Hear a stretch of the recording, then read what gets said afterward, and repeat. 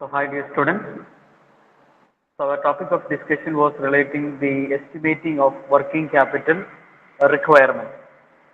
So, the chapter we were dealing with was relating with the working capital management. And we know working capital means the amount of capital that is required by the business for its day-to-day running. And in the management perspective, working capital can be explained as the total of our current assets. And also in accountant's point of view, this working capital can be assessed as the difference between current assets and current liabilities. So this is a very important concept with regard to our running of our companies, right? So every business should estimate how much amount of money should be allocated for the running of day-to-day activities of the business. So we should estimate the amount of working capital in our business.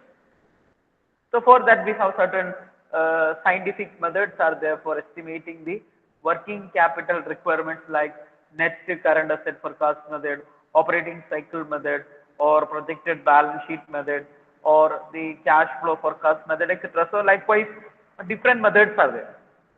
And for our examination purpose, one of the important methods of our discussion is regarded with our net current asset forecast method. And I think we have done few problems related with the net current asset forecast method.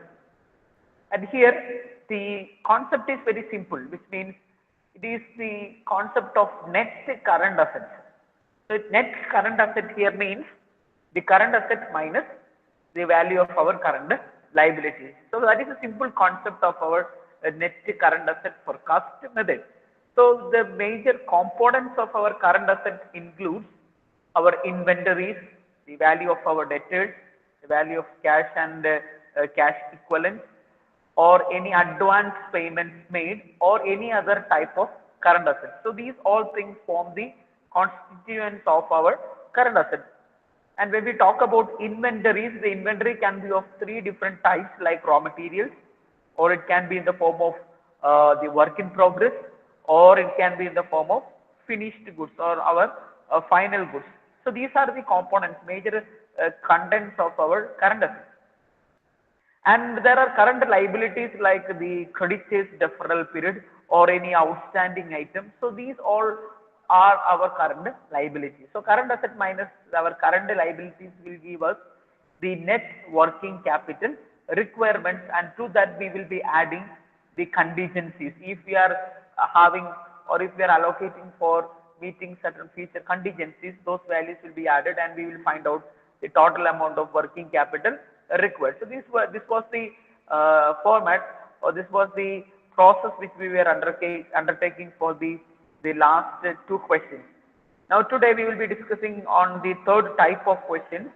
So you can see the question. This is the sample question which is given to you.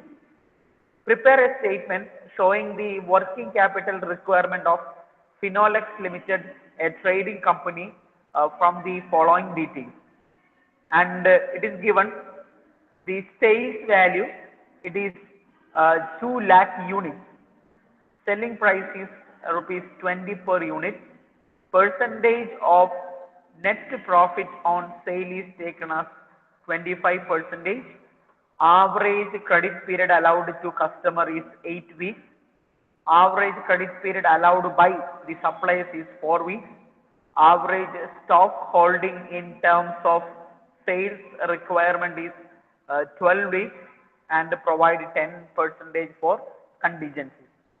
നമ്മുടെ മറ്റ് ക്വസ്റ്റ്യനിൽ നിന്നും ഈ ക്വസ്റ്റ്യനിലേക്കുള്ള വ്യത്യാസം എന്താണെന്ന് ചോദിച്ചാൽ, here there are two elements which will be different. നമ്മുടെ മറ്റ് ക്വസ്റ്റ്യൻസും ഈ ക്വസ്റ്റ്യനുമായിട്ട് കമ്പയർ ചെയ്യുമ്പോൾ ഇവിടെ മറ്റ് ക്വസ്റ്റ്യനിൽ നിന്ന് വ്യത്യസ്തമായിട്ട് രണ്ട് കാര്യങ്ങളുണ്ട്. The first one, in all other questions which we have discussed, the value of production was given, right? The value of production was given. നമ്മൾ എത്ര യൂണിറ്റ് ആണ് പ്രൊഡ്യൂസ് ചെയ്തിരുന്നത് എന്നുള്ള ഇൻഫർമേഷൻ ആണ് നമുക്ക് ക്വസ്റ്റ്യനിൽ തന്നിരുന്നത്. But instead of production, here they have given the value of sales. ഇപ്പൊ production ആയിരുന്നപ്പോൾ നമുക്ക് ഡയറക്ട്ലി ആ പ്രൊഡക്ഷന്റെ വാല്യൂ നമുക്ക് എടുക്കാമായിരുന്നു. കാരണം നമുക്കിവിടെ ഒരു റൂൾ ഉണ്ട്. നമ്മുടെ റൂൾ എന്താണ്? The raw materials or any other items are to be considered at its cost. അപ്പൊ നമുക്ക് അതിന്റെ കോസ്റ്റ് വാല്യൂവിൽ മാത്രമേ നമുക്ക് എന്ത് ചെയ്യാൻ പറ്റുള്ളൂ?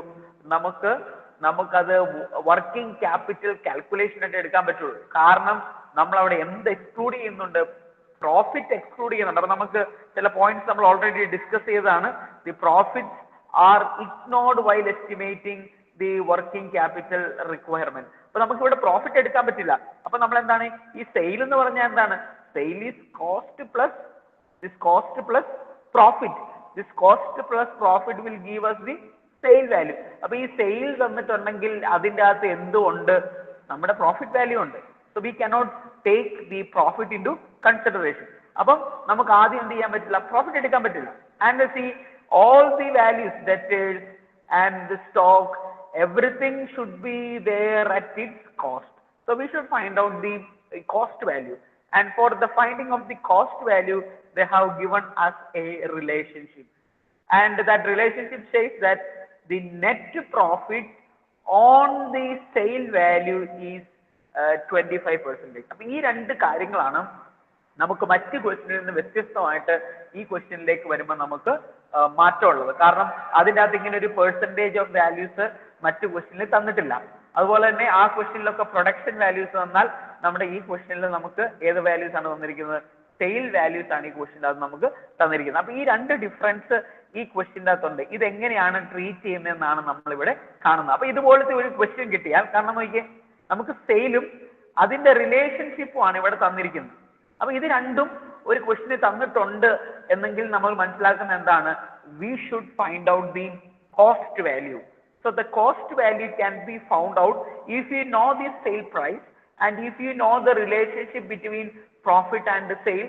Definitely we can find out what will be the value of our cost. അപ്പം അത് കോസ്റ്റ് കണ്ടുപിടിക്കുക എന്നുള്ള ഉദ്ദേശത്തോടു കൂടിയാണ് എന്ത് തന്നിരിക്കുന്നത്? ഈ റിലേഷൻഷിപ്പും തന്നിരിക്കുന്നത്, സെയിലിന്റെ വാല്യൂ എല്ലാം തന്നിരിക്കുന്നത്. ബാക്കി ഐറ്റംസ് ഒക്കെ സിമിലർ ആണ്. അതായത് ക്രെഡിറ്റേഴ്സ് ഡെഫറൽ പീരീഡോ അല്ലെങ്കിൽ നമ്മുടെ ഡെറ്റേഴ്സിന്റെ വാല്യൂ അല്ലെങ്കിൽ സ്റ്റോക്ക് ഹോൾഡിംഗ്, അതിന്റെ ഒക്കെ എത്ര നാളത്തേക്കാണ് അതിന്റെ ഡെഫേർഡ് പീരീഡ് എന്നുള്ളതാണ് നമുക്ക് ക്വസ്റ്റ്യൻ്റെ അകത്ത് തന്നിരിക്കുന്നത്. ബാക്കിയെല്ലാം നമുക്ക് എന്താണ്? ഒരു ഈസി ആയിട്ടുള്ള ഒരു മെത്തേഡാണ്. And also apart from the other questions they have given us 10% for contingencies. നമ്മൾ പറഞ്ഞിരുന്നു, if you have any contingencies that will be added and we will find out what will be the total working capital required. So let's see how we can calculate the value for our cost. നമ്മൾ ഈ രണ്ട് കാര്യങ്ങൾ ഇവിടെ കൊടുത്തിരിക്കുന്നത്, നമ്മൾ ആ points നമ്മൾ problem ചെയ്യുന്നതിന് മുമ്പ് നമ്മൾ ഈ പറയുന്ന കണ്ടീഷൻസ് നമ്മൾ സാറ്റിസ്ഫൈ ചെയ്യുന്നുണ്ടോ എന്ന് നോക്കണം. അപ്പൊ ഈ ഒരു കണ്ടീഷനിൽ വേണം നമ്മൾ എന്ത് ചെയ്യാൻ? അതിനെ സോൾവ് ചെയ്ത് എടുക്കാനായിട്ട്. ആ പ്രോബ്ലംസ് അല്ലെങ്കിൽ ഈ പോയിന്റ്സ് നമ്മൾ ഓൾറെഡി ഡിസ്കസ് ചെയ്തതാണ്. So we can see how we can calculate the cost value.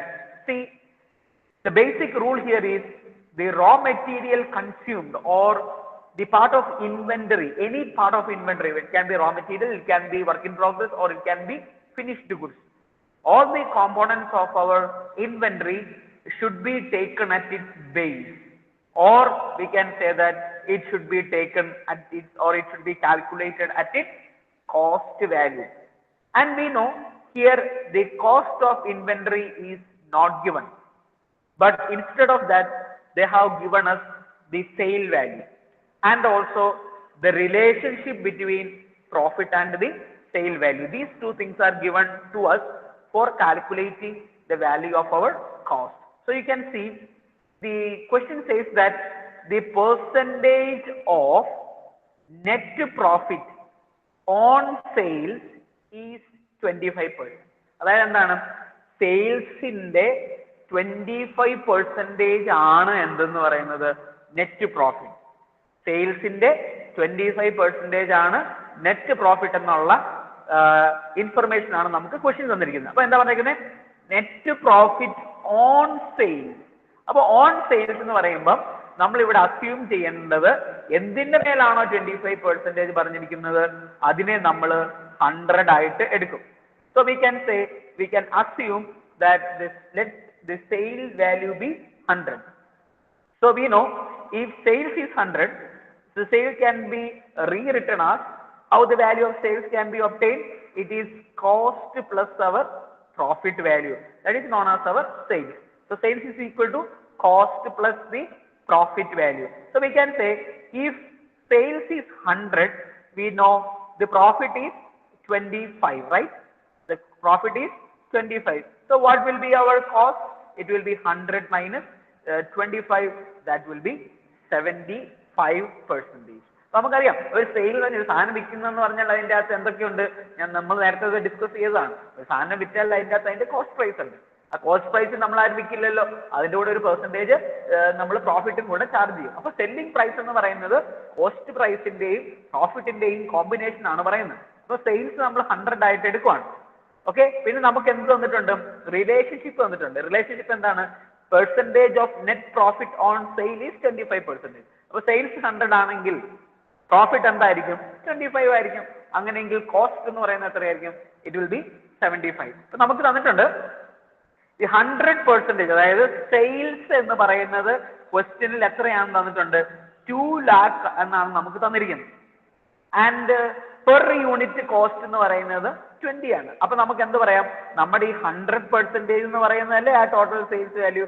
അപ്പൊ 100% is equal to how much? The 100% will be equal to 40 lakhs, right? 100% is equal to 40 lakh of rupees. ഇതെങ്ങനെയാ കിട്ടിയേ? നമുക്കറിയാലോ, സെയിലിന്റെ unit ആണ് question തന്നിരിക്കുന്നത്. അതായത് സെയിൽസിന്റെ unit 2 lakh, ഒരു യൂണിറ്റിന്റെ പ്രൈസോ 20. അങ്ങനെയെങ്കിൽ ടോട്ടൽ സെയിൽസ് എത്രയാണ്? 40 lakh.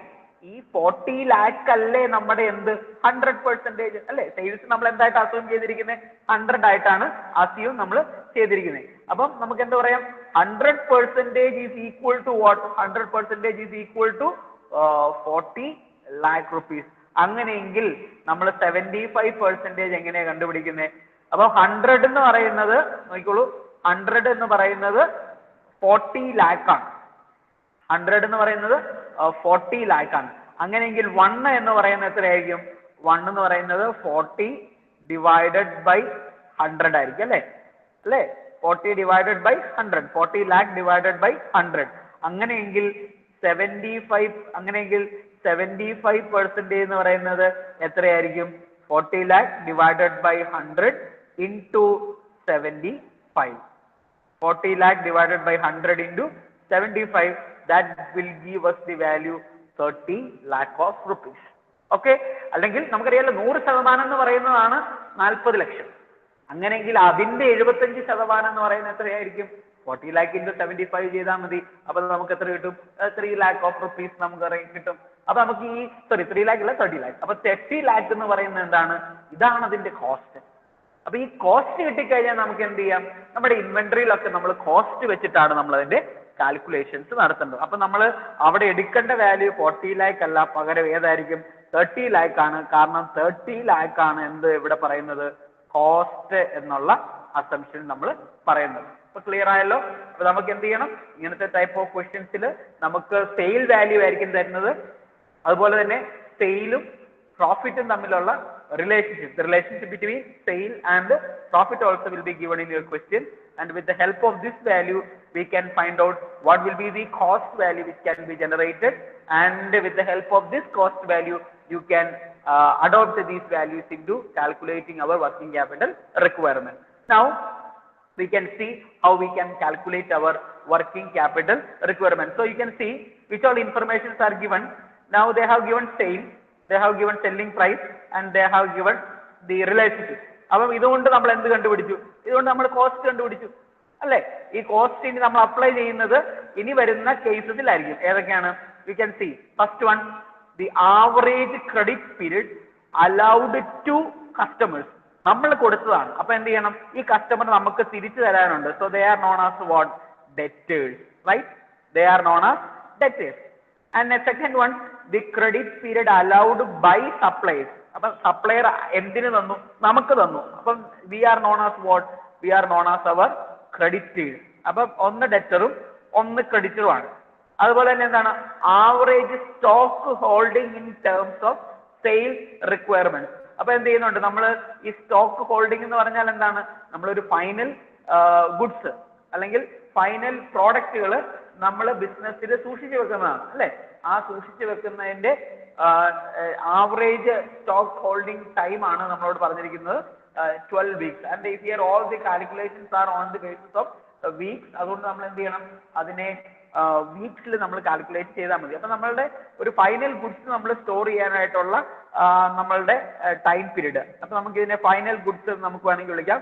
അത് ബിസിനസ്സിൽ എത്ര നാൾ ഇരിക്കുന്നു, അത് 12 weeks അവിടെ ഇരിക്കുന്നു. അപ്പൊ ഈ 3 കാര്യങ്ങളേ ഉള്ളൂ. അപ്പൊ എന്ത് ചെയ്യാം, ഈ ഡെറ്ററും ഈ ഫൈനൽ സ്റ്റോക്ക്, കാരണം സ്റ്റോക്ക് എന്ന് പറയുന്നത് ഇൻവെന്ററിയുടെ ഭാഗമാണ്, ഇത് രണ്ടും ഏതിന്റെ ഭാഗമായിട്ട് വരുന്ന, കറണ്ട് അസറ്റിന്റെ ഭാഗമായിട്ട് വരുന്ന, ക്രെഡിറ്ററോ കറണ്ട് ലൈബിലിറ്റിയുടെ ഭാഗമായിട്ട് വരുന്നത്. അപ്പൊ നമുക്ക് current asset minus current liability will give you the net working capital requirement. അപ്പൊ നമ്മൾ ഇനി അതാണ് നമ്മുടെ ടേബിളിൽ കാണാൻ പോകുന്നത്. നമ്മൾ ടേബിൾ വരയ്ക്കണം, statement showing working capital requirement, and it have 3 columns, particulars column and inner column and the amount column. പിന്നെ ഈ കോളം, ഈ ഒരു സ്റ്റേറ്റ്മെന്റ് സ്റ്റാർട്ട് ചെയ്യുന്ന എവിടെയാണ്, current assets. So the first one, current assets, and we are naming it with the letter A. So the first item, debtors. So നമുക്ക് debtor എന്ന് പറഞ്ഞാൽ നമ്മൾ നമ്മുടെ സാധനങ്ങൾ കടം കൊടുക്കുന്നവരാണ് അല്ലെ. അപ്പൊ നമ്മൾ ആ സാധനം ഏത് റേറ്റിലാണ് നമ്മൾ എടുക്കേണ്ടത്, we should always calculate it in the cost. So what is the cost value, നമ്മളത് കാൽക്കുലേറ്റ് ചെയ്തിരുന്നു. The cost is 30 lakh of rupees. ഇനി അതെന്താ പറഞ്ഞിരിക്കുന്നത്, ഡെറ്റേഴ്സിന്റെ ഈ എത്ര ടൈം പീരീഡ് ആണ് നമുക്ക് തന്നിരിക്കുന്നത്, 8 weeks എന്നാണ് നമ്മളോട് പറഞ്ഞിരിക്കുന്നത്. അപ്പൊ total number of weeks 52 and multiplied by 8. So 30 lakh into 8 by 12 will give you 4,61,538. അപ്പൊ നമ്മൾ നേരത്തെ കാൽക്കുലേറ്റ് ചെയ്തപ്പോൾ പറഞ്ഞിരുന്നു, നമ്മൾ മൾട്ടിപ്ലൈ ചെയ്യുമ്പോൾ 3 കാര്യങ്ങളാണ് അവിടെ ഇൻക്ലൂഡ് ചെയ്യേണ്ടത്. ഒന്ന്, ഇതിന്റെ കോസ്റ്റ്. 2, ചില കേസിൽ ഇതിന് പ്രപ്പോർഷൻസ് ഉണ്ട്, ആ പ്രപ്പോർഷൻ നമ്മൾ കാൽക്കുലേറ്റ് ചെയ്യണം. അപ്പൊ ഈ കേസിൽ അതിന്റെ പ്രപ്പോർഷൻ ഇല്ല. And the third one is the time period or the deferral period which we have allowed or which we have received. അപ്പൊ അതും കൂടെയാണ് നമ്മൾ ഇവിടെ ഇൻക്ലൂഡ് ചെയ്യുന്നത്. അപ്പൊ ഇവിടെ എന്തില്ല, പോർഷൻ ഇല്ല. അപ്പൊ ആ പ്രപ്പോർഷൻ നമ്മൾ എന്ത് ചെയ്യേണ്ട കാര്യമില്ല, എടുക്കണ്ട. പിന്നെ 2 കാര്യങ്ങൾ എടുക്കേണ്ടത്, ഒന്ന് അതിന്റെ കോസ്റ്റും, 2 അതിന്റെ ടൈം ലാഗ് അല്ലെങ്കിൽ ടൈം പീരീഡ് നമ്മൾ എടുക്കണം. അപ്പൊ 30 lakh into 8 by 52 gives us 4,61,530. 2 കാര്യങ്ങളുണ്ടെന്നാ പറഞ്ഞത്, ഒന്ന് ഡെറ്റേഴ്സും, 2 സ്റ്റോക്കുമാണ്. So second item which we are going to record is our stock value. Next is stock.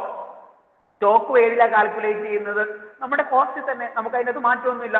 Cost വാല്യൂലാണ്, ഒരിക്കലും നമുക്ക് സെയിൽ വാല്യൂ ഫൈനൽ വാല്യൂയിൽ എടുക്കാൻ പറ്റില്ല. പിന്നെയും പറയുവാണ്, നമ്മൾ സെയിൽ വാല്യൂ എടുക്കാത്തതിന് കാരണം എന്താണ്, സെയിലിൻ്റെ അകത്ത് പ്രോഫിറ്റ് ഉണ്ട്. പ്രോഫിറ്റ് നമുക്ക് ഏതിൻ്റെ അകത്ത് ഇൻക്ലൂഡ് ചെയ്യാൻ പറ്റില്ല, നമ്മുടെ വർക്കിംഗ് ക്യാപിറ്റൽ എസ്റ്റിമേഷൻ്റെ അകത്ത് നമുക്ക് ഇൻക്ലൂഡ് ചെയ്യാനായിട്ട് പറ്റില്ല. അതുകൊണ്ട് എപ്പോഴും നമുക്കത് ഏത് വാല്യൂയിൽ എടുക്കാൻ പറ്റുള്ളൂ, കോസ്റ്റ് വാല്യൂയിൽ എടുക്കാൻ പറ്റുള്ളൂ. So the cost is 30 lakh. And what is the time period for holding your inventory? That is 12 weeks. But 12 weeks in the 12 നമ്മൾ എഴുതുന്നു, അതിന്റെ ബേസ് എത്രയായിരിക്കും, total number of weeks in the year is 52. So into 12 by 52 will give you 6,92,308. അപ്പൊ നമ്മുടെ 2 asset ഐറ്റംസും തീർന്നു. ഇനി നമ്മൾ എന്തിലേക്ക് പോവാണ്, liability items, that is current liability. So you are writing the heading current liabilities and that will be denoted with the letter B. And while we have seen the question, we have seen that only there is one item, that is creditors, and we have creditors deferral period alle, creditors deferral period. So creditors നമുക്ക് എന്താ തന്നിരിക്കുന്നത്, raw materials. അപ്പോൾ ആ raw materials എന്തിലായിരിക്കും, അതിന്റെ കോസ്റ്റിലായിരിക്കും. അപ്പോൾ അതിന്റെ cost ഇവിടെ എത്രയാണ്, അതും എന്ത് തന്നെയാണ് value, that is 30 lakh of rupees. And creditors നമുക്ക് തരുന്ന deferral period ക്വസ്റ്റ്യൻ പറഞ്ഞിരിക്കുന്നത് 4 weeks ആണ്. So it is 4 divided by 52, which gives you the value 2,30,769. ഇപ്പൊ നമ്മുടെ എന്ത് തീർന്നു, നമ്മുടെ കറണ്ട് അസറ്റ് വാല്യൂ, നമ്മുടെ current liability value as per question നമ്മൾ കാൽക്കുലേറ്റ് ചെയ്ത് കഴിഞ്ഞു. Clear? So the next step is we should take the total of our current asset and current liability. So we are taking the total. So we can take the total of A and we can take the total of B. So the total of A is 11,53,846.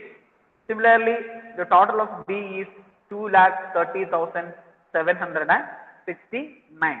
So once you have found out the total of A and B, what you can do? We can take the difference, or this method is known as net current asset method. So we can take the value of net current assets by deducting the value of A from B. So 11,53,846 minus 2,30,769 gives the value 9,23,077. അപ്പോൾ നമുക്ക് എന്ത് കിട്ടി? ഈ വാല്യൂവിനെ നമ്മൾ വിളിക്കുന്ന പേരാണ് net working capital required. അപ്പോൾ നമ്മളോട് ഈ ക്വസ്റ്റ്യനകത്ത് പറഞ്ഞിട്ടുണ്ട് we should provide for contingencies. How much percentage? 10%. അപ്പം ഒരു കണ്ടീജൻസിക്ക് വേണ്ടി പ്രൊവൈഡ് ചെയ്യാൻ നമ്മളോട് പറഞ്ഞിട്ടുണ്ടെങ്കിൽ so we should increase the value of our working capital. അത് ഇൻക്രീസ് ചെയ്യുവാണ്. കാരണം അത്രയും കൂടെ നമ്മൾ എന്ത് ചെയ്യണം? പ്രൊവൈഡ് ചെയ്യണം. We are forecasting certain emergencies or exigency situations in the future. അപ്പോൾ എന്ത് ചെയ്യാണ്? ആ വാല്യൂ നമ്മൾ ആഡ് ചെയ്യാണ്. ആഡ് ചെയ്യുന്നത് ഏതിന്റെ ബേസിസിലാണ്? It is on the basis of our net working capital required. So the next item which is included is add 10% for contingencies. So we are adding 10% for exigencies or contingencies on the basis of our net working capital. അപ്പം ഏതിന്റെ 10% ആണ്? Net working ക്യാപിറ്റലിന്റെ 10% ആണ്. So it is 10% of 9,23,077. So round off we can do it as 92,308. It becomes 92,307.777 like that it will go. So we can round it off to the nearest number. It is 308. So when you deduct it, you will get the answer. Sorry, when not deducting it, when you add it, you will get the answer 10,15,308. So don't get confused. It is not deducting. It is providing. We are giving 10% for our contingencies or exigencies. So that will be added. So that the end figure will be the total working capital required. So here for this company, the total working capital required will be 10,15,385 for the next upcoming year. Clear? This is the calculation of the working capital requirement as per the basis of net current asset forecast method. അപ്പോൾ മനസ്സിലായല്ലോ? നമ്മുടെ മറ്റു ക്വസ്റ്റ്യനിൽ നിന്നുള്ള ഇതിന്റെ വ്യത്യാസം ഞാൻ പറഞ്ഞു. എന്താണ് ഇതിന്റെ വ്യത്യാസം? മറ്റു ക്വസ്റ്റ്യനിലൊക്കെ പ്രൊഡക്ഷൻ വാല്യൂസ് ആണ് വന്നിരിക്കുന്നത്. നിങ്ങൾ ആ ക്വസ്റ്റ്യൻ നോക്കുക. പ്രൊഡക്ഷൻ വാല്യൂസ് ആണ് അവിടെ തന്നിരിക്കുന്നത്. ഈ ക്വസ്റ്റ്യനിൽ പ്രൊഡക്ഷന് പകരം എന്ത് തന്നിരിക്കുന്നു? സെയിൽ തന്നിരിക്കുന്നു. അപ്പോൾ സെയിൽ ഉപയോഗിച്ചിട്ട് നമ്മൾ എന്ത് കണ്ടുപിടിക്കാനാണ് അവിടെ ഉദ്ദേശിക്കുന്നത്? കോസ്റ്റ് കണ്ടുപിടിക്കാനായിട്ടാണ് അവർ ഉദ്ദേശിക്കുന്നത്. And for finding out the cost, they have given a relationship. ആ റിലേഷൻഷിപ്പ് മറ്റു ക്വസ്റ്റ്യൻ ഇല്ലായിരുന്നു. അപ്പോൾ ഈ ക്വസ്റ്റ്യനിൽ അങ്ങനെ ഒരു റിലേഷൻഷിപ്പ് അവർ എസ്റ്റാബ്ലിഷ് ചെയ്ത് തന്നിട്ടുണ്ട്. ക്ലിയർ ആണല്ലോ? നിങ്ങൾക്ക് ഇതിൻ്റെ അകത്ത് ഡൗട്ടുകളൊന്നും ഇല്ല എന്ന് വിചാരിക്കുന്നു. എൻ്റെ ഡൗട്ടുകൾ ഉണ്ടെങ്കിൽ നിങ്ങൾക്ക് നമ്മുടെ നെക്സ്റ്റ് ഡിസ്കഷനിൽ നിങ്ങൾക്ക് ചോദിക്കാം. Okay, and you can see in your textbook page number 229 you have a similar question number 21. അപ്പോൾ നിങ്ങൾ ഇത് സോൾവ് ചെയ്യണം. അപ്പം ഇതുപോലെ തന്നെയുള്ള ഒരു സിമിലർ ക്വസ്റ്റ്യൻ ആണ്. ഇപ്പം ഞാൻ പറഞ്ഞല്ലോ നമുക്ക് ഇതിനകത്ത് ഒരു 5 types of questions ആണുള്ളത്. അതിന്റെ 3rd type ആണ് ഞാനിവിടെ ഡിസ്കസ് ചെയ്തിരിക്കുന്നത്. അപ്പം ഇതിനെപ്പോലെ തന്നെ നമ്മുടെ വാല്യൂസ് മാത്രം ഡിഫറൻസ് ഉള്ള മറ്റൊരു ക്വസ്റ്റ്യൻ നിങ്ങളുടെ ടെക്സ്റ്റ് ബുക്കിലുണ്ട്. അത് പേജ് നമ്പർ 229 ക്വസ്റ്റ്യൻ നമ്പർ 21. ആ ക്വസ്റ്റ്യനും കൂടെ നിങ്ങൾ ചെയ്യണം. അതിനകത്ത് എന്തെങ്കിലും ഡൗട്ട് ഉണ്ടെങ്കിൽ നിങ്ങൾ ചോദിക്കുക. ഡൗട്ട് ഒന്നും ഉണ്ടാകേണ്ട കാര്യമില്ല. കാരണം വളരെ സിമ്പിൾ ആണ്. ഈ ഒരു കോൺസെപ്റ്റ് മനസ്സിലായിരിക്കുന്നവർക്ക് ആ ക്വസ്റ്റ്യൻ നമുക്ക് ചെയ്യാനായിട്ട് പറ്റും. ക്ലിയർ ആണല്ലോ? Now we move to the 4th type of question. You can see the 4th type. നമ്മൾ വ്യത്യസ്തമായിട്ടുള്ള ആംഗിളിൽ നിന്നുകൊണ്ടുള്ള ക്വസ്റ്റ്യൻസ് ആണ് ഓരോന്ന് കാണുന്നത്. അപ്പം ഈ ക്വസ്റ്റ്യനുകളിൽ എന്താണ് difference? What is the difference in framing this question? അതാണ് നമ്മൾ ആദ്യം മനസ്സിലാക്കേണ്ടത്. So you can see the 4th type of question. Gavi Limited is charging a profit of 20% on sales. അപ്പോൾ നമ്മൾ ഇതേ ഒരു കോൺസെപ്റ്റ് കഴിഞ്ഞ ക്വസ്റ്റ്യനിൽ കണ്ടതാണ്. A profit of 20% on sales. The company gives the following information for the year ended on 2012-2013. It is given sales. It is having 3 months of credit period. It is given as 40 lakh of rupees. Raw materials 12 lakh. Wages 9,60,000 with 15 days in arrears. Manufacturing expenses 12 lakh with 1 month arrears. Administrative expenses with 4,80,000 and 2 months of arrears. Sales promotion expenses rupees 2 lakh with payable half yearly in advance. These are in arrears. So you can see these elements are in arrears, but your sales promotion expenses are in advance. And the question says that the company enjoys a 2-month credit from the suppliers. അതായത് company എന്ത് ചെയ്യുന്നുണ്ട്? It enjoys a 2-month credit from its supplies of raw material. അപ്പം ആ raw material supply ചെയ്യുന്നവരിൽ നിന്ന് എന്താണ് 2 months credit period നമുക്ക് avail ചെയ്യാൻ പറ്റുന്നുണ്ട്. They are known as what? Creditors deferral period അല്ലേ? It is known as creditors deferral period because they are known as the suppliers of raw material and maintain 2 months stock of raw materials. അപ്പോൾ നമുക്ക് ഇവിടെ എന്താണ് stock of raw materials ഉണ്ട്. അതിന്റെ due period എന്ന് പറഞ്ഞാൽ 2 months, 2 മാസം അത് അവിടെ ഇരിക്കും. അവിടെ അത് ഉപയോഗിക്കുന്നില്ല, അല്ലെങ്കിൽ അത് പ്രൊഡക്ഷൻ പ്രോസസ്സിലേക്ക് 2 മാസം അത് അതിന്റെ ഷെൽഫിൽ തന്നെ ഇരിക്കുകയാണ്. And 1.5 months of finished goods. അപ്പോൾ ഫിനിഷ്ഡ് ഗുഡ്സിനും ഒരു ലാഗ് പീരീഡ് ഉണ്ട്. The lag period is 1.5 months. അപ്പോൾ ഇതിന്റെ അകത്ത് എന്തിന്റെ കാര്യം പറഞ്ഞിട്ടില്ല? The goods which are in progress അല്ലെങ്കിൽ വർക്ക് ഇൻ പ്രോഗ്രസിനെ പറ്റിയുള്ള ഇൻഫർമേഷൻ ഈ ക്വസ്റ്റിൻ്റെ അകത്ത് പറഞ്ഞിട്ടില്ല. പറഞ്ഞ കാര്യങ്ങൾ മാത്രം എടുത്താൽ മതി. പറയാത്ത കാര്യങ്ങൾ നമ്മൾ എന്ത് ചെയ്യേണ്ട കാര്യമില്ല, അസ്യൂം ചെയ്ത് നമ്മൾ അത് കാൽക്കുലേറ്റ് ചെയ്യേണ്ട കാര്യമില്ല. അല്ലെങ്കിൽ തന്നെ വർക്ക് ഇൻ പ്രോഗ്രസിന്റെയോ ഓർ ഗുഡ്സ് ഇൻ പ്രോഗ്രസിന്റെയോ ഒന്നും ഡീറ്റെയിൽസും എന്താ പറയുന്നത് ഒരു ലാഗ് പീരീഡിനെ പറ്റി ഈ ക്വസ്റ്റിൻ്റെ അകത്ത് പറയുന്നില്ല. Next one, cash balance is to be maintained at 2 lakhs. അപ്പൊ ക്യാഷ് എന്ന് പറഞ്ഞ ഒരു കറണ്ട് അസറ്റിന്റെ കാര്യം ഇതിന്റെ അകത്ത് പറഞ്ഞിട്ടുണ്ട്. As a precautionary balance and assuming a further contingency margin of 10%, find out working capital requirement of a company. നമ്മൾ ഇതിന്റെ അകത്ത് വർക്കിംഗ് ക്യാപിറ്റൽ റിക്വയർമെന്റ് ആണ് നമ്മൾ ഇതിന്റെ അകത്ത് കാണേണ്ടത്. അപ്പൊ നമുക്ക് ഈ ഇൻഫർമേഷൻസ് ഒക്കെയാണ് തന്നിരിക്കുന്നത്. ഇതൊക്കെ നമ്മൾ കണ്ടിട്ടുള്ള ഇൻഫർമേഷൻസ് ആണ്. ഇനി ചോദ്യം ഇതാണ്, ഇതിന്റെ അകത്ത് എന്താണ് difference? What is the difference between other question and this question? The main difference is നമ്മൾ സാധാരണ മറ്റ് ക്വസ്റ്റ്യനിലെല്ലാം കാണുന്നത് എങ്ങനെയാണ്, ഈ റോ മെറ്റീരിയലും അതുപോലെ തന്നെ ഈ വേജസും നമ്മൾ പറഞ്ഞിരിക്കുന്ന ഫിനിഷ്ഡ് ഗുഡ്സും ഇതെല്ലാം കോസ്റ്റിന്റെ ബേസിസിലാണ് നമ്മൾ സാധാരണ കാൽക്കുലേറ്റ് ചെയ്യുന്നത്. ബട്ട് ഇൻ ദിസ് ക്വസ്റ്റ്യൻ എല്ലാത്തിനും ഇൻഡിവിജ്വൽ വാല്യൂസ് ആണ് നമുക്ക് തന്നിരിക്കുന്നത്. കണ്ടോ, എല്ലാത്തിനും ഇൻഡിവിജ്വൽ വാല്യൂസ് ആണ്. പക്ഷേ ഈ ഒരു കോൺസെപ്റ്റ് മറ്റു ക്വസ്റ്റ്യനുകളിൽ ഇല്ല. ഓക്കെ ആണല്ലോ. അപ്പൊ നമുക്ക് മാനുഫാക്ചറിങ് എക്സ്പെൻസ് അല്ലെങ്കിൽ ഡിസ്ട്രിബ്യൂഷൻ എക്സ്പെൻസസ് അതിന്റെയൊക്കെ വാല്യൂസ് തന്നിരിക്കുകയാണ്. റോ മെറ്റീരിയലൊക്കെ നേരത്തെ വാല്യൂ വന്നിട്ടുണ്ടോ? ഇല്ല. നമ്മൾ റോ മെറ്റീരിയൽ കാൽക്കുലേറ്റ് ചെയ്യുന്നത് പ്രൊഡക്ഷന്റെ ബേസിസിലാണ്. അപ്പൊ പ്രൊഡക്ഷൻ വാല്യൂ അല്ലെങ്കിൽ വർക്ക് ഇൻ പ്രോഗ്രസ് കാൽക്കുലേറ്റ് ചെയ്യുന്നത് അതിന്റെ ബേസിസിലാണ്. നമുക്ക് അപ്പം ഇതിന് ഇൻഡിവിജ്വൽ വാല്യൂസ് പലപ്പോഴും ക്വസ്റ്റ്യനിൽ അത് തരുന്നില്ല. അപ്പൊ നമുക്ക് ഇവിടെ എന്താണ്, എല്ലാത്തിനും അതിൻ്റെതായിട്ടുള്ള ഇൻഡിവിജ്വൽ വാല്യൂസ് ഉണ്ട്. അതിനെ ബേസ് ചെയ്തുകൊണ്ട് നമ്മൾ എന്ത് ചെയ്താൽ മതി, കാൽക്കുലേറ്റ് ചെയ്തുകൊണ്ടിരുന്നാൽ മതി. ഓക്കെ ആണല്ലോ. അപ്പൊ നമുക്ക് ഇൻഡിവിജ്വൽ വാല്യൂസ് ആണ് ക്വസ്റ്റ്യന് തരുന്നതെങ്കിൽ അതിന്റെ ബേസിസിൽ വേണം നമ്മൾ എന്ത് ചെയ്യാൻ, ആ ബാക്കിയുള്ള എലമെന്റ്സ് എല്ലാം നമ്മൾ കാൽക്കുലേറ്റ് ചെയ്ത് എടുക്കാനായിട്ട്. പിന്നെ നമുക്കൊരു കാര്യം ശ്രദ്ധിക്കാനുള്ളത്, ഇവിടെ എന്താണ് പ്രോഫിറ്റ് ഓഫ് 20% ഓൺ സെയിൽസ് എന്ന് പറഞ്ഞിട്ടുണ്ട് അല്ലെ. എന്നിട്ട് എന്താ തന്നേക്കുന്നത്, സെയിൽ വാല്യൂ ആണ് നമുക്ക് ഇവിടെ തന്നിരിക്കുന്നത്. അപ്പൊ നമ്മൾ എന്ത് ചെയ്യണം, അതിന്റെ ബേസിസിൽ നമ്മൾ ഇതിന്റെ കോസ്റ്റ് നമ്മൾ എന്ത് ചെയ്യണം, കണ്ടുപിടിക്കേണ്ടതായിട്ട് വരും. ഇനി ആ കോസ്റ്റ് അപ്ലൈ ചെയ്യുന്നത് എവിടെയാണ്, അതാണ് അവിടുത്തെ ചോദ്യം.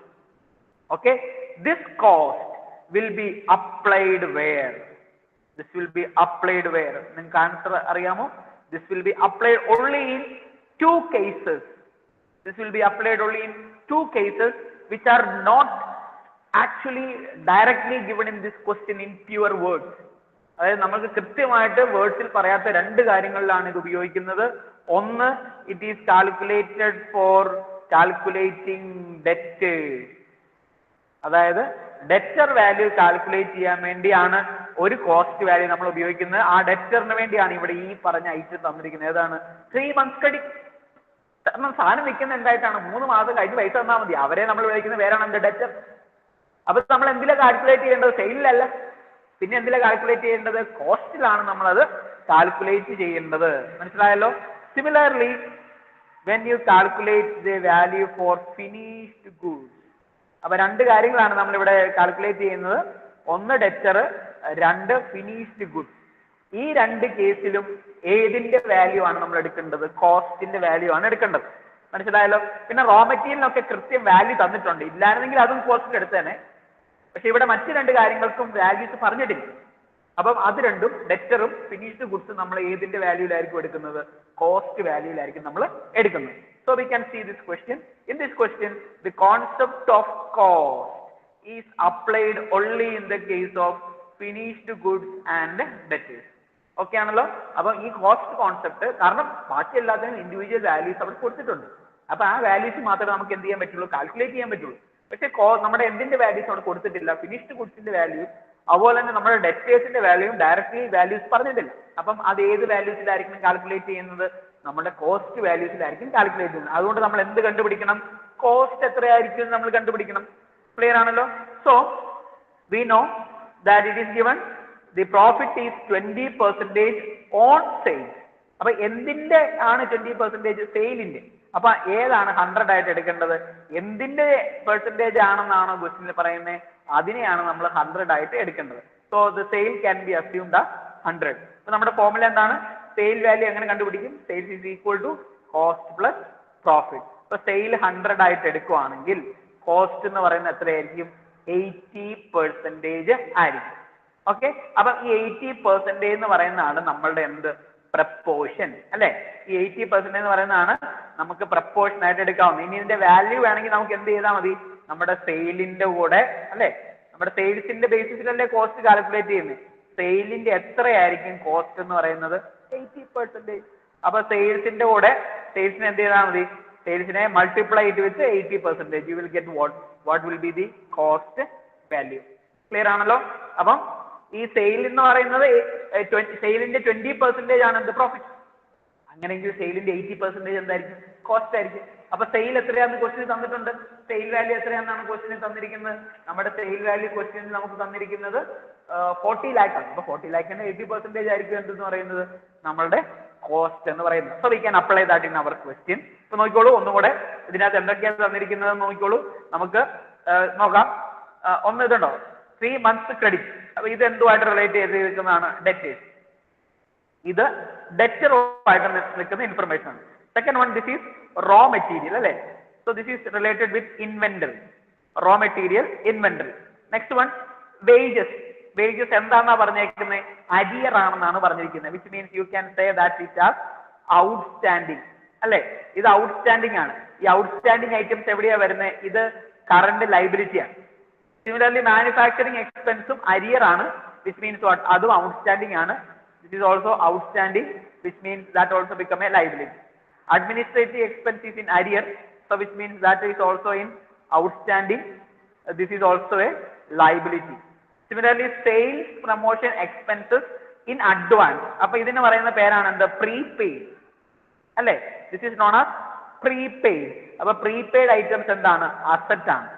Prepaid items are assets. പിന്നെ കമ്പനി എൻജോയ്സ് 2 months ക്രെഡിറ്റ്. അപ്പൊ ക്രെഡിറ്റേഴ്സ് ഉണ്ട്. And 2 months in raw materials. അപ്പൊ റോ മെറ്റീരിയൽസ് നമ്മൾ ഓൾറെഡി പറഞ്ഞു. And finished goods. അപ്പൊ അടുത്ത് വരുന്നത് ഇൻവെന്ററി ഇവിടെ വരുന്നുണ്ട്. ഇൻവെന്ററിയിലെ ഫിനിഷ്ഡ് ഗുഡ്സ്. Okay, inventory. പിന്നെ ക്യാഷ് പറഞ്ഞിട്ടുണ്ട്. ക്യാഷ് ഈസ് ഓൾസോ ആണ് അസറ്റ്. അപ്പൊ ഇത്രയും ഐറ്റംസ് ആണ് നമുക്ക് ഇവിടെ ഉള്ളത്. അപ്പൊ നോക്കിയേ, ഇത് അസറ്റ് ആണ്. 1, 2, 3, 4 ഫിനിഷ്ഡ് ഗുഡ്സ്, 5 ക്യാഷ് ഐറ്റം.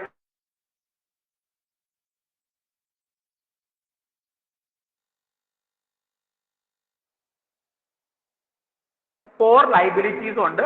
എന്നിട്ട് വേണം നമ്മൾ എന്ത് കണ്ടുപിടിക്കാൻ, നെറ്റ് വർക്കിംഗ് ക്യാപിറ്റൽ റിക്വയർമെന്റ് കണ്ടുപിടിക്കാൻ. അപ്പൊ ഏകദേശം ഒരു ഐഡിയ മനസ്സിലായെന്ന് തോന്നുന്നു. ഇതിനകത്ത് മുഴുവൻ എഴുതി കൺഫ്യൂഷൻ ആയിട്ടൊന്നും ഇല്ലല്ലോ.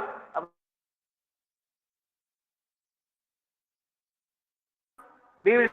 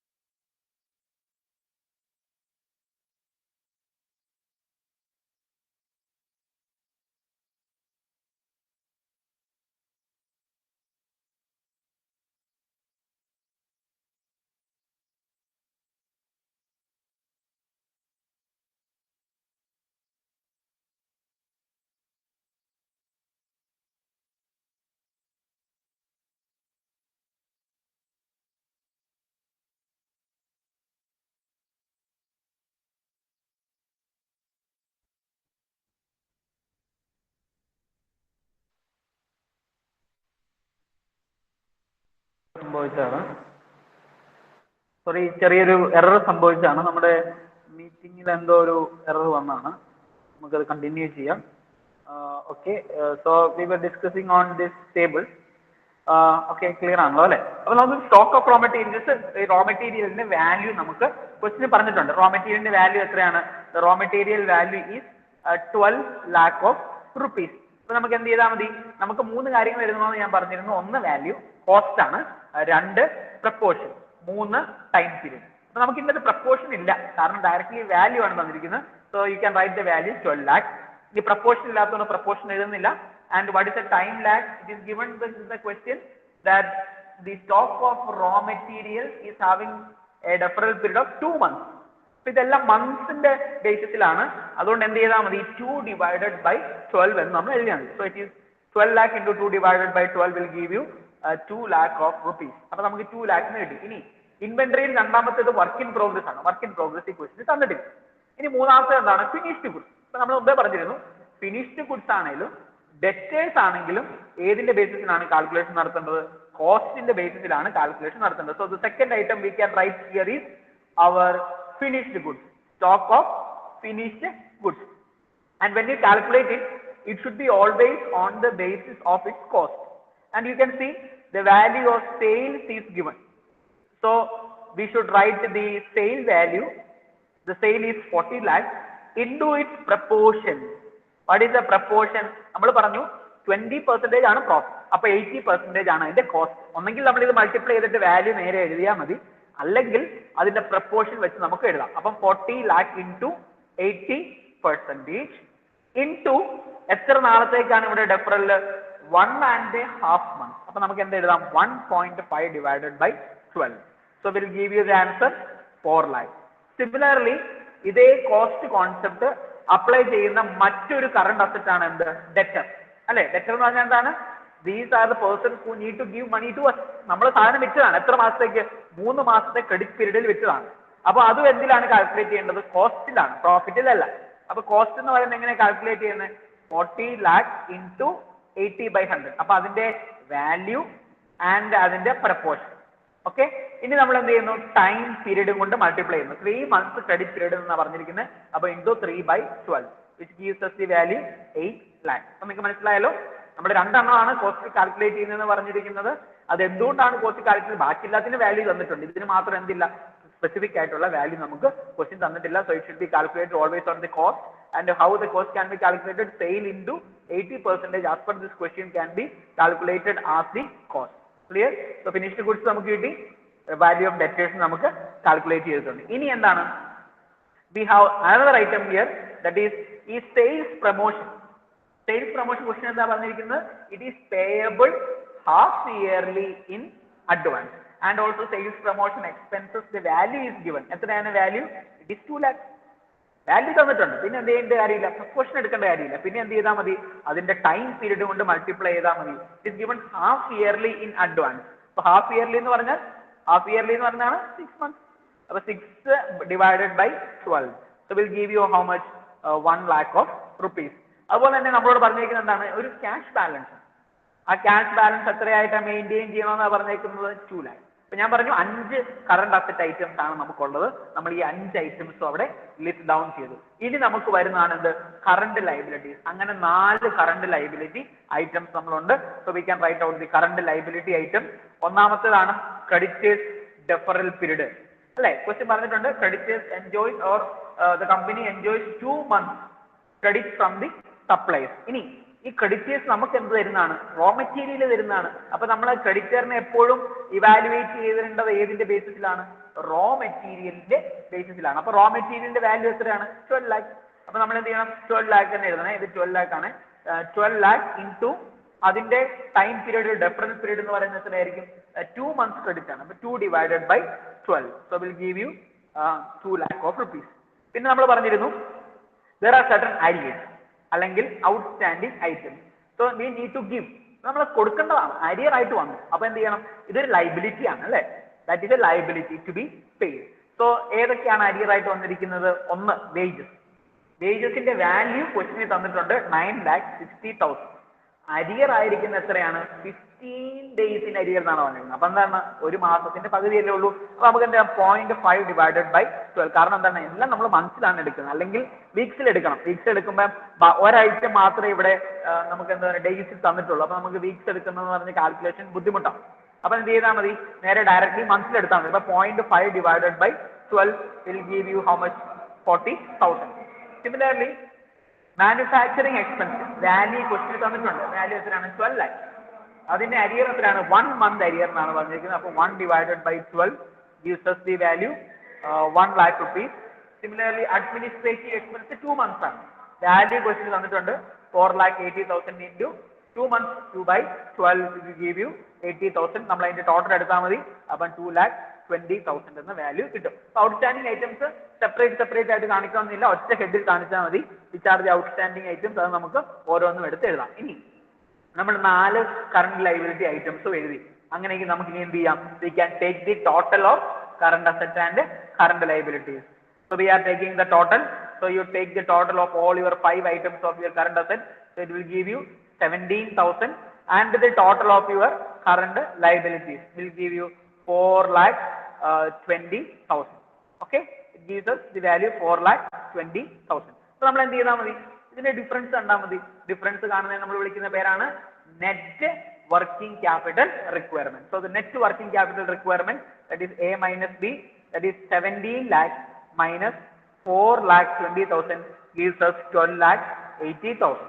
ഇനി നമ്മളോട് പറഞ്ഞിരിക്കുന്നത് എന്താണ്, 10% കണ്ടിജൻസി മാർജിൻ ആയിട്ട് വെക്കണം. അപ്പൊ നമ്മൾ എന്ത് ചെയ്യണം, ഏതിന്റെ 10% ആണ്, 12,80,000ന്റെ 10% ആണ് കണ്ടിജൻസി മാർജിൻ ആയിട്ട് നമ്മൾ വെക്കേണ്ടത്. അപ്പൊ നമ്മൾ കണ്ടിജൻസി മാർജിൻ ആയിട്ട് നമ്മൾ വെക്കുന്നു. So you can see add contingency margin അല്ലെ, നിങ്ങൾക്ക് സ്ക്രീനിൽ കാണാം. ഇറ്റ് ഈസ് 1,28,000 അല്ലെ. 12,80,000ന്റെ 10% എന്ന് പറയുന്നതാണ് എന്ത്, 1,28,000. അപ്പൊ so you should add these two. When you are adding, you will get what, the total working capital required, and you cannot see the answer on the screen, and the answer is 14,08,000. അപ്പോൾ നമ്മൾ add ചെയ്യുമ്പോൾ നമുക്ക് കിട്ടുന്നതാണ് 14,08,000. So that will be the total working capital required. നമുക്ക് വളരെ simple ആണ്. ഇത് ചെറിയൊരു കോൺസെപ്റ്റൽ ഡിഫറൻസ് മാത്രമേ ഉള്ളൂ. ബാക്കിയെല്ലാം നമുക്ക് നമ്മുടെ ചെയ്തിരിക്കുന്ന മെത്തേഡുകൾ തന്നെയാണ്. ഏതാണ് അതിൻ്റെ അകത്തെ ഡിഫറൻസ്, അതെങ്ങനെ ട്രീറ്റ് ചെയ്യുന്നതെന്ന് മാത്രം പഠിച്ചിരുന്നാൽ മതി കേട്ടോ. അപ്പം you can see, so we have discuss the 4th type. ഇനി ഒരു ടൈപ്പും കൂടെ ഉള്ളൂ. അത് ചെയ്യുമ്പോഴത്തേക്കും നമ്മുടെ വർക്കിംഗ് ക്യാപിറ്റൽ കോൺസെപ്റ്റിന്റെ മുഴുവൻ ക്വസ്റ്റ്യൻസ് നമുക്ക് ആകും. And also in your textbook page number 229, question number 22, that is this type of question. നമ്മൾ ഇതുപോലെ തന്നെയുള്ള ക്വസ്റ്റ്യൻ ആണ്. അത് നിങ്ങൾ ചെയ്യണം. ചെയ്തിട്ട് എന്തെങ്കിലും ഡൗട്ട് ഉണ്ടെങ്കിൽ നമ്മളുടെ നെക്സ്റ്റ് സെഷനിൽ നിങ്ങൾക്ക് ചോദിക്കാം. നമുക്കിനി നമ്മുടെ ടെക്സ്റ്റ് ബുക്കിൽ തന്നെ 2-3 ടൈപ്പ് ക്വസ്റ്റ്യനും കൂടെ ഉള്ളൂ. നമുക്കിനി ഡിസ്കസ് ചെയ്യാനായിട്ടുള്ള ഒറ്റ ടൈപ്പും കൂടെ ഉള്ളൂ കേട്ടോ. അപ്പോൾ നമുക്ക് ആ ഒരു 5 ഡിഫറെന്റ് ടൈപ്സ് ഓഫ് ക്വസ്റ്റ്യൻ നമുക്ക് ഡിസ്കസ് ചെയ്ത് തീർക്കാം. നമ്മൾ തൽക്കാലം ഇവിടെ 2 ക്വസ്റ്റ്യൻസ് പറഞ്ഞു നിർത്തുന്നു. നിങ്ങൾ 21st 22nd ക്വസ്റ്റ്യൻ ചെയ്യണം. ഇതേ മെത്തേഡിൽ തന്നെയാണ്. ഈ ക്വസ്റ്റ്യൻ ഒന്ന് തറവാക്കിയിട്ട് 21 22 ചെയ്യുക. ആൻസർ കിട്ടുന്നുണ്ടോ എന്ന് നോക്കുക. അതിൻ്റെ അകത്ത് എന്തെങ്കിലും ഡൗട്ട്സ് ഉണ്ടെങ്കിൽ നിങ്ങൾക്ക് ചോദിക്കാം. അതിനുശേഷം നമ്മൾ next method of questions discuss ചെയ്യും. Okay, then thank U.